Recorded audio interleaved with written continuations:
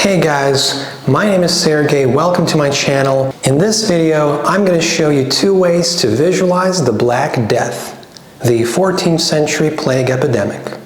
Now, I teach history, so I have thought long and hard about how to offer informative and exciting visualizations of Black Death to my students.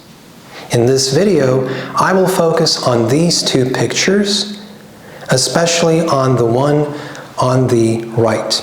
I have a separate video where I talk about an easy way to make a DIY costume of the Grim Reaper and where I show you how it looks. So this is my initial colored depiction among the many such drawings that hang on the walls in my classroom and that show various historical events in chronological order. For the current video, I will focus on this picture on the right, and it is loaded with information. It helps explain the cause, the essence, and the consequence of the plague in the 14th century. So how did the plague come to Europe? Well, usually the story goes that the European merchants, they were actively trading with other parts of the world.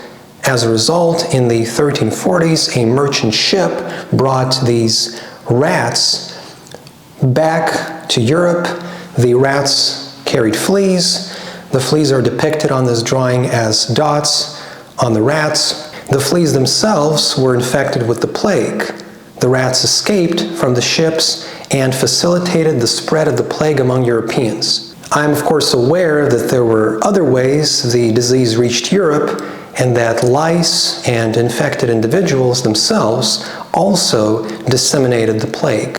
Let me just say that any kind of visualization of a historical event will inevitably oversimplify that event. This particular drawing, of course, is no exception. Now, the personification of Black Death was the Grim Reaper, an image that seeped deep into our mass culture as well. The disease, the Reaper, wiped out up to a half of Europe's population.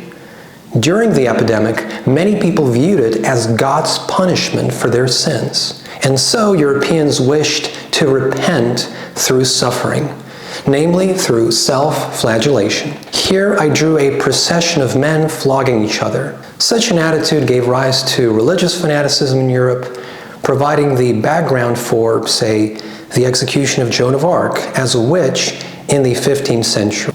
Now that, in its own turn, deepened social tensions, contributing to the efforts to reform the church in the early 16th century.